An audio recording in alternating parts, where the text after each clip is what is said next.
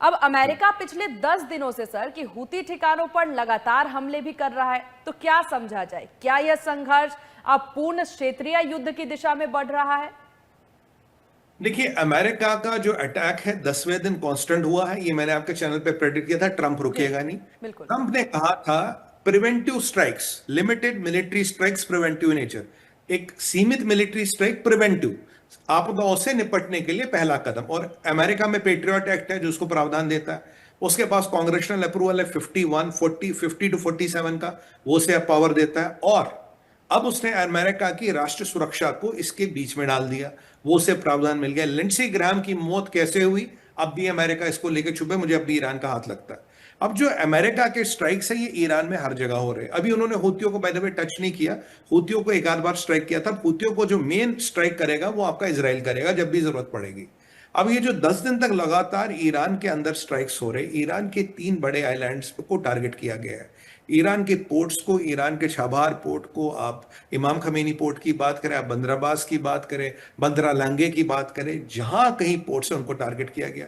3 बड़े आइलैंड्स को टारगेट किया गया, उनके ऑप्टिकल फाइबर नेटवर्क को टारगेट किया गया, शाही ड्रोन इत्यादि बनाने की फैक्ट्री को टारगेट किया गया। आइडिया क्या है? आइडिया है कि जो ईरान की मारक क्षमता है ऑन स्ट्रेट ऑफ हॉर्मोस, जिसके माध्यम से आप रॉकेटें चलाते, जबकि 3-4 इन्होंने टैंकर और अटैक किया। ऐसी बात है ईरान ने अटैक करना छोड़ दिया, 3-4 टैंकर और अटैक कर लिए। 2 आपके आपके ओमान के आसपास किए हैं, एक स्ट्रेट ऑफ हॉर्मोस में, और एक स्ट्रेट ऑफ हॉर्मोस और ओमान के बीच में कोई टैंकर है, उसको उन्होंने अटैक किया।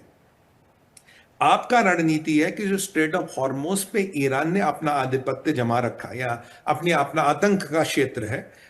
ट्रंप कहता है कि स्ट्रेट ऑफ हॉर्मोस हमारे कंट्रोल में। देखिए, ईरान के कंट्रोल में नहीं है, पर हाँ, ईरान वहां आतंकवादी हमला जरूर कर सकता, आतंकवादी गतिविधियां जरूर कर सकता। तो आपका ऑब्जेक्टिव है इन घटनाओं को कम किया जाए। मैं आपके चैनल पे बता सकता हूं, आतंकवाद को खत्म नहीं कर सकते, जीरो नहीं कर सकते, घटनाएं कम होती है। अगर पहले 1000 होती थी, अब शायद 15 हो जाए। बट ये चलता रहेगा, जहाद वाली प्रवृत्ति है चलती, कोई ना कोई आएगा, किसी न किसी को जन्नत जाना है, उसके लिए जहाद करना है, तो वो काम चलता रहेगा।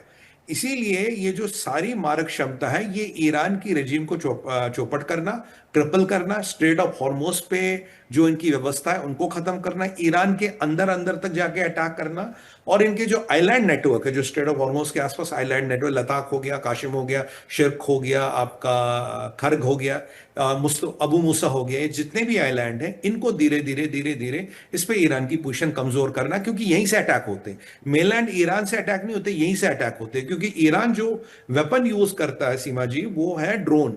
ड्रोन सस्ता है, ड्रोन शायद $1000-2000 में बच जाता है शायद ड्रोन, या 3000-5000 में से ज्यादा नहीं है। बैलिस्टिक मिसाइल बनती है आपकी 50 मिलियन, मतलब 2 मिलियन, 5 मिलियन, 10 मिलियन, $50 मिलियन तक भी जाती है। ड्रोन है आपका मात्र 1500, 3000, $4000 का। तो ड्रोन की एक रेंज है, ड्रोन अनलिमिटेड रेंज तक नहीं जाएगा। तो जो ये आइलैंड्स है जिन पे ये ड्रोनों चलाने की व्यवस्था, अगर इनको ध्वस्त किया जाए तो आपकी ड्रोन दागने की व्यवस्था ध्वस्त हो जाएगी। फिर आपको बैलिस्टिक मिसाइल चलाना पड़ेगा, जिसको के लिए बनाने के लिए फैक्ट्री चाहिए।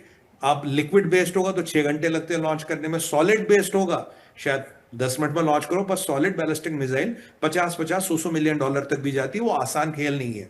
तो यानी कि कॉस्ट ऑफ वॉर ईरान पे कैसे बढ़े, ड्रोन दागने की क्षमता को कैसे कम किया जाए, और एक इस रीजन में ओवरऑल शांति कैसे की जाए, इसीलिए बार बार बार बार पाउंडिंग हो रही है। और हर बार ईरान की जो ये मतलब फोर्सेस हैं, उनको उनको खामियाजा भुगतना पड़ रहा है, उनके रिसोर्सेज को खामियाजा भुगतना पड़ रहा है।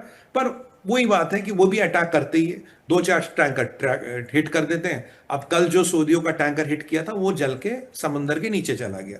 अब जो 2-3 टैंकर हिट किए, उनमें से लोगों को निकाला गया है, आग को बुझा लिया गया है। एक टैंकर के बारे में अभी पूरा अपडेट नहीं क्या हुआ, वो मतलब अभी उस पर समाचार आ रहा है जी।